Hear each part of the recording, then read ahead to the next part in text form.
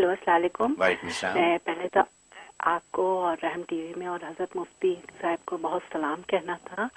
और जब थोड़ा मैं मुख्तसर वक्त लूँगी, पहले ये कहना था, जब से रहम टीवी चल रहा है अल्हम्दुलिल्लाह हम लोगों के लिए तो इल्म नाफे हो गया बिल्कुल। अल्लाह ताला हम हजरत को और आप लोग को उम्र दराज करे, हम लोग की भी उम्र लग जाए। और अगर मैं तारीफ करूं तो मुझे 5-6 घंटे चाहिए होंगे मामलात के मामले में। हर मामले में हजरत ने बहुत रहनुमाई की। इस वक्त मुझे एक रहनुमाई की ज़रूरत है और हिकमत से। मेरे 2 स्पेशल बच्चे हैं, तो घर में तो इस बात पे कि अल्लाह ताला ने इन्होंने जो दुआएं बताई वो भी पढ़ रहे हैं, सब कुछ कर रहे हैं, लेकिन जब घर में बच्चों की वजह से कोई महरूमी या मामलात ख़राब होते हैं तो जो घर वाले होते हैं वो ये कहते हैं हम तो हलाल कमा रहे हैं, हमने कि माँ बाप खुश हैं, सारे रिश्तेदार हमारे लिए तहज्जुद में दुआएं करते हैं, आप दुआ पढ़ती हैं, तो फिर हमारे मामलात इतने ऐसे क्यों होते हैं? फिर जब हम सहाबा कराम या अज़वाजे मोहतरात की मिसाल देते हैं तो वो कहते हैं उनसे, उन लोग तो हम उनके धूल के बराबर हैं। तो मुझे उनसे हजरत से हिकमत के साथ इसका जवाब इसलिए चाहिए ताकि मैं अपने घर वालों को ये बात समझा सकूं।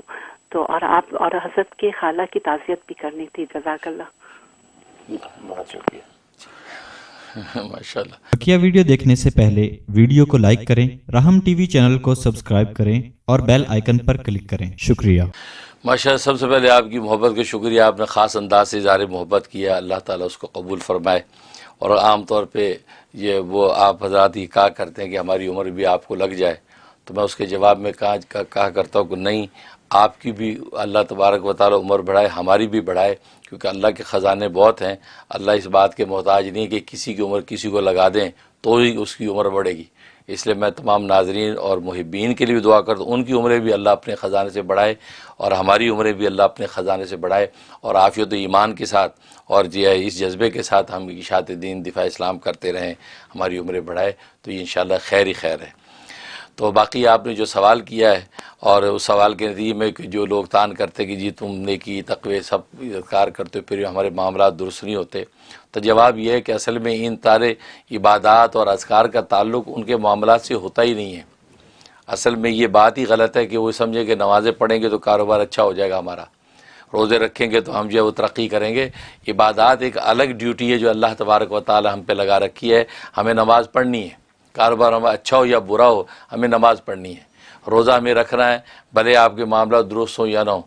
तो ये तो रूहानी निज़ाम की ड्यूटियाँ हैं, इबादत है वो आपको करनी है, उसका मादी निज़ाम से कोई लिंक अप नहीं है।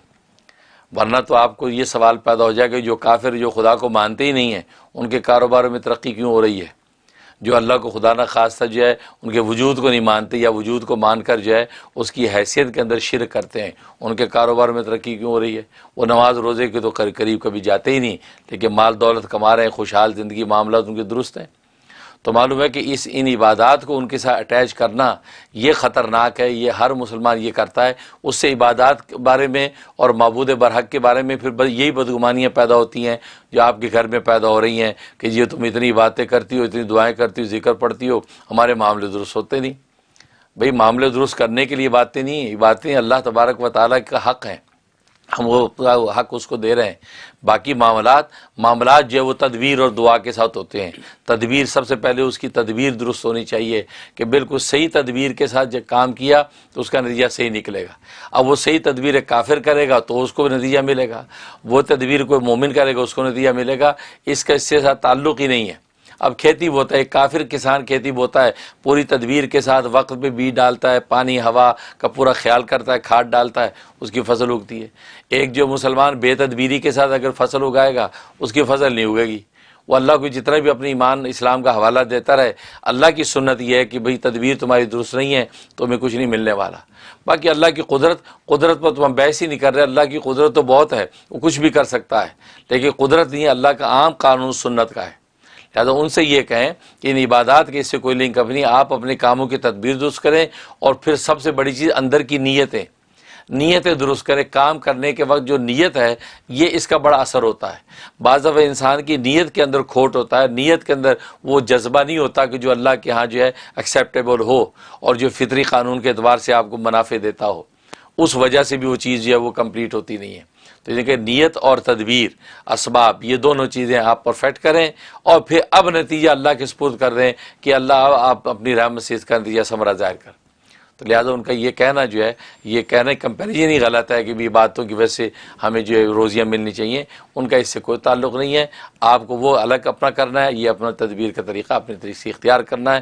وہ الگ بات ہے کہ آپ نماز روزہ نیکی تقوی بھی کریں گے تو اللہ کی رحمت، قلب کا سکون اور خارجی بہت سے منافع آپ کو نصیب ہوتے رہیں گے، لیکن اٹ سیلف کسی کاروبار کی ترقی کے لیے نیت اور تدبیر، یہ دو چیزیں یہ بنیاد ہیں، اس کو درست رہنا چاہیے۔ بہت خوب، بہت شکریہ۔